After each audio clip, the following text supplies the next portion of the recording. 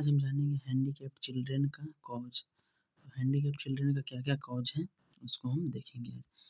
Handicap children इससे पहले video में हम देखे थे, उसका लिंक हम डिस्क्रिप्शन में दे देंगे, आप जाकर देख लीजिएगा। तो इसका क्या है, तो इसमें फर्स्ट इसका कॉज है pre conceptual factors. Pre conceptual factor किसको बोलते हैं, जो प्रेग्नेंट होने से पहले जो होता है लेडी, उसमें यह देखने को मिलता है। तो उसमें फर्स्ट है इसमें जेनेटिक कंडीशन। तो इसमें जेनेटिक कंडीशन से भी हैंडीकैप चिल्ड्रन होने का चांसेस होता है। सेकेंड में है एंटीनेटल फैक्टर्स। तो एंटीनेटल फैक्टर्स कब होगा, ड्यूरिंग प्रेगनेंसी। प्रेगनेंसी के दौरान यह फैक्टर्स देखने को मिलता है। तो इसमें फर्स्ट है RH इनकम्पेटिबिलिटी। इसको RH मिसमैचिंग भी हम बोलते हैं।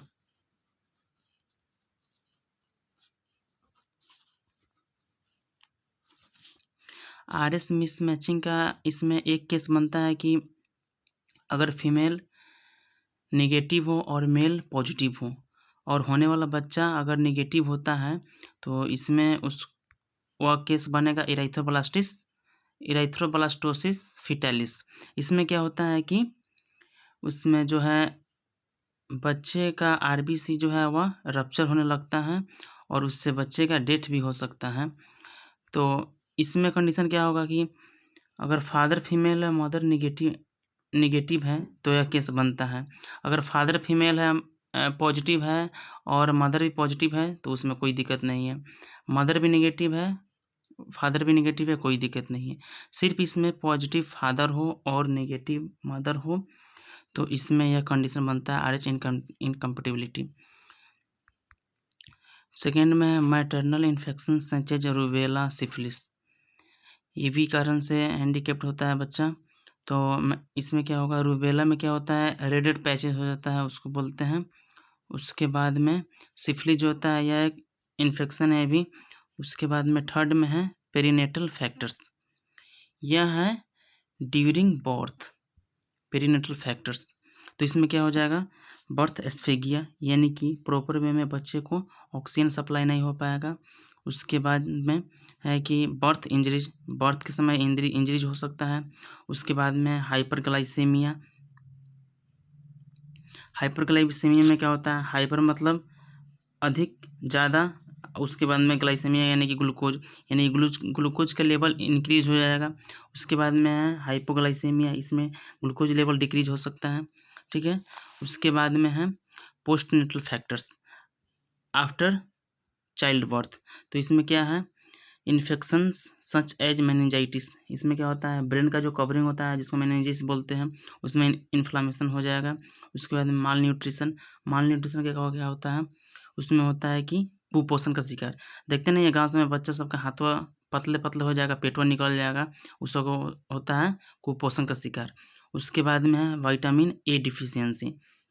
तो विटामिन A डिफिशियंसी क्या होता है, अब किसी किसी देखिएगा बच्चे से जो होगा जन्मे से अंधापन होगा उसके अंदर, उसके बाद में बहरा होगा, ये सब हैंडीकैप्ड का मतलब लक्षण है, ठीक है। उसके बाद में है विटामिन K डिफिशियंसी। अब किसी को देखिएगा हाथ कट गया तो खून बह ही रहा है, वो रुकने का नाम ही नहीं लेगा, तो उसमें विटामिन K डिफिशियंसी हो जाएगा, विटामिन K का कमी हो जाएगा, ठीक है। उसके बाद में मरकरी पॉइजनिंग, ये भी मतलब विकलांगता का एक प्रकार है, ठीक है। इससे भी ज़्यादा चांस होता है विकलांगता का। उसके बाद में मिसलेनियस, तो मिसलेनियस में क्या हो जाएगा, फ्रैक्चर हो जाएगा, बॉन्स हो जाएगा, हाथ जल जाएगा। उसके बाद में है ट्यूबरकुलोसिस ऑफ बोन्स। अब ट्यूबरकुलोसिस ऑफ बोन किसको बोलते हैं, जैसे कि एक होता है ट्यूबरकुलोसिस जो कि लंग्स में होता है, ठीक है। ये ट्यूबरकुलोसिस ऑफ बोन किसको बोलते हैं, तो इसमें ज़्यादा चांसेस होता है स्पाइनल कॉर्ड जो रीढ़ की हड्डी नहीं होता है उसमें दर्द होने लगता है, ठीक है। उसी को हम बोलते हैं ट्यूबरकुलोसिस ऑफ बोन्स। यह चेस्ट के थ्रू ही फैल कर चला जाता है, ठीक है। देखिए इसका जो है मेन 5 को फंक्शन है, इसको हम समराइज थोड़ा कर दे रहे हैं। फर्स्ट है प्री कॉन्सेप्चुअल फैक्टर्स, यानी कि ये है before pregnancy, after pregnancy, during pregnancy, ठीक है। उसके बाद में है आफ्टर प्रेगनेंसी, यानी कि एक है प्रेगनेंसी से पहले, एक है प्रेगनेंसी के समय, एक है चाइल्ड बर्थ के समय, एक है चाइल्ड बर्थ के बाद, ठीक है। उसके बाद में अब देखते हैं प्रिवेंशन। तो यह होगा प्रिवेंशन ऑफ हैंडीकैप्ड, यानी कि हम हैंडीकैप्ड को प्रिवेंट कैसे कर सकते हैं, रोकथाम कैसे कर सकते हैं। ठीक है, तो उसमें फर्स्ट है जेनेटिक काउंसलिंग। कोई चीज़ जो होता है माता पिता से बच्चे में ट्रांसफ़र होता है तो उसको हम बोलते हैं जेनेटिक, यानी कि पीढ़ी दर पीढ़ी आना। ठीक है, तो उसको हम काउंसलिंग करके उस डिसऑर्डर को हम अर्ली स्टेज में क्योर कर सकते हैं। ठीक है, डायग्नोस कर सकते हैं, तो वो हो गया जेनेटिक काउंसलिंग। ठीक है, उसको माता पिता के थ्रू करते हैं। उसके बाद में आइडेंटिफिकेशन, पहचान कि इसमें क्या लक्षण है कि नहीं, उसके मतलब जरिए हम उसको कम कर सकते हैं। इम्यूनाइजेशन, जिसको टीकाकरण बोलते हैं, तो टीकाकरण से भी उसको हम कम कर सकते हैं। जैसे कि पोलियो बहुत पहले था, हैजा था, फैल जा रहा था, है कि नहीं। उसके बाद में न्यूट्रिशन, उसको प्रॉपर वे में न्यूट्रिशन मिल रहा है कि नहीं, पोषण मिल रहा है कि नहीं। उसके बाद में मैटरनल चाइल्ड केयर, यानी कि माँ और बच्चे का केयर अच्छी तरह से हो पा रहा है कि नहीं, है कि नहीं। अब पता चले कि माँ का अच्छा केयर हो रहा है, बच्चा का हो ही नहीं रहा है। पता चलेगा माँ का हो रहा है, बच्चा का हो रहा है, माँ का हो ही नहीं रहा है, तो वो भी एक दिक्कत है कि नहीं। उसके बाद में हेल्थ एजुकेशन, सब चीज़ हम तो दे रहा है, लेकिन एक पता ही नहीं है कि हम कैसे एजुकेट कर सकते हैं हेल्थ के बारे में, फैमिली को, चाइल्ड को, पेरेंट्स को, है कि नहीं।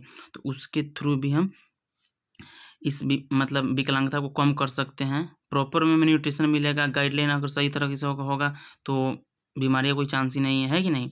उसके बाद में मैनेजमेंट, उसको मैनेजमेंट हम कैसे कर सकते हैं, तो है अर्ली डायग्नोसिस, नहीं बताएं, इसमें हम अर्ली क्योर कर सकते हैं, डायग्नोस कर सकते हैं कि मेन मतलब डिसऑर्डर क्या है।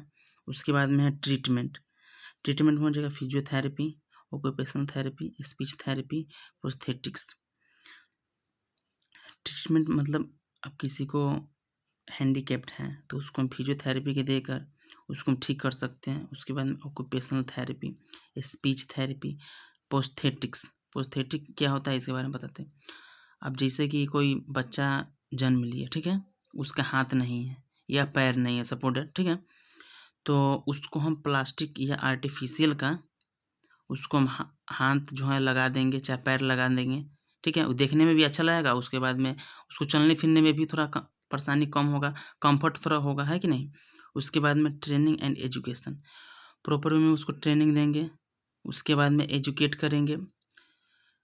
नेक्स्ट है फिजिकल केयर, उसको हम फिजिकल केयर भी प्रोवाइड कराएंगे। ठीक है, उसके बाद में parental care, parental education, parents को भी एजुकेट हम करेंगे। ठीक है, उसके बाद में एक्सप्लेन देम अबाउट अप्रोप्रिएट, उसको उचित वे में हमको बताएंगे। ठीक है, उचित बताएंगे क्या है, उसको एक्सप्लेन करना है। ठीक है, फैमिली को कि क्या क्या है।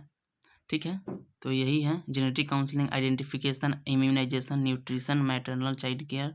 उसके बाद में हेल्थ एजुकेशन, मैनेजमेंट में हो गया अर्ली डायग्नोसिस। किसी भी डायग्नोस को हम अर्ली डायग्नोस अगर कर लेते हैं तो उसका जो है 50% चांस होता है हम जल्दी क्योर कर लें, है कि नहीं।